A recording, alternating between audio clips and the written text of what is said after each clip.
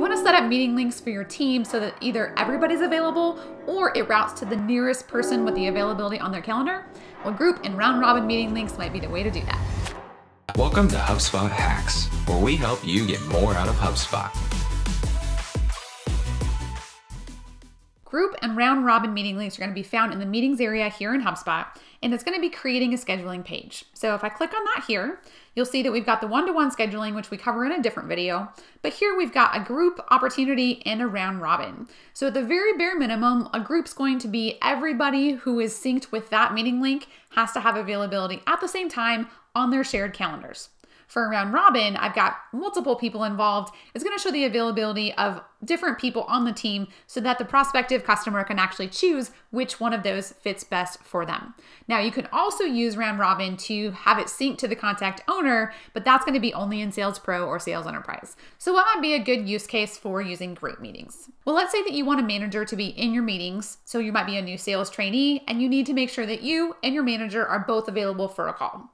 Or perhaps you sell a software and you are the sales or account executive and you need a sales engineer to be on that call to talk about the technical specifications of the product. Lastly, maybe you have a project that you and your colleague are both on and you need to make sure that every time you're booking a meeting with your prospective client or customer that you are both on that meeting. That's going to be a good use case for a group call. So we'll use group first and we'll talk about this being let's call this project check-in call. And I'm the organizer. In this case, you can use the fillable tokens. Let's say that we want to actually have whoever fills out this form, their first name, plus, and we've got our company name here, Simple Strats. And then you can also sync it to Zoom, which we show you in a different video. I always include the chance to cancel and reschedule, just makes it easier on their end to do so. And then in the description, you can add whatever you want to here. Meeting type, this is covered in a different video of ours about using meeting and call types, but for now, we're just going to choose a client meeting. And we're going to click on next. And then right now, because I'm the one setting it up, it's going to assume my calendar obviously needs to be connected. And then I'm going to add a team member who's also in our portal, and I'm going to connect Will. So when we use this group meeting link, Will's calendar and my calendar will need to show that we are both available for that time slot to appear available for the prospective person booking a meeting. So now we've got meeting with Ali Schwanke is going to be the default. I want to rename this to most likely like group meeting. Again, if it's just you two, it might be Ali and Will. If this happens to be, website project team meeting, again, name it what you want.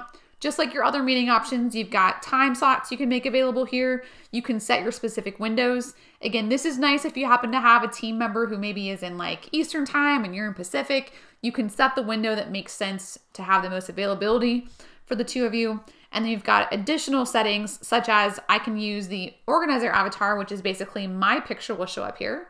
Or I could choose the company avatar, which is going to show our logo up at the top. That didn't change for me here, but that's what actually happens. Or I could choose a custom image. Maybe I want a picture of a project up at the top. And then I can choose how far out it's going to show my calendar and then how much buffer time. So if you happen to have a meeting from 11 to 12, HubSpot will not show a meeting option for your prospective person booking until 12:15. So that's what that looks like. So if I hit on next, the form actually is going to be specifying what you want to capture from that person, very similar to other meeting link setups, and then you can redirect them to a different page. So let's say you wanted to redirect them to the page about the project, you could do that, but here we're just going to choose the default confirmation page. And then if you wanted to, you can send a confirmation email, which I suggest that you do. You can also then test it. You can send a pre-meeting reminder out an hour before. You can also add another one. You can also customize the invite, and then I would create that scheduling page. So what that looks like is if I open this in a new window, you're going to see that our project meeting right now, the only time Will and I have available on our schedules that syncs together is Wednesday at 11:15. So you can see how that's going to limit the availability, but it makes it nice because it guarantees that Will and I are available at the same time.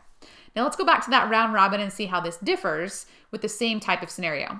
So a round robin might be an opportunity where you have a demo link and you actually just want to have the person who has availability the soonest to get that opportunity. Let's say you have a specific question or maybe an FAQ area where you want someone to just be able to book a meeting and get some support. That's going to be an option as well. Again, anytime you have a variety of people that are qualified to answer or address a certain person's question or need, this is going to be a use case for that. So let's click into round robin, and you can see here we've got the same sort of setup we just did for the group, but it's going to function a little differently when we get to the actual round robin piece. So I'm just going to go through here and test just like what we did before. We're going to add a Zoom, and then same sort of thing. We're going to add this one being a strategic partner call instead. And then here I'm going to add a team member just like I did. We're going to add Will again, and this time we'll also add Tyler. So we're going to confirm that.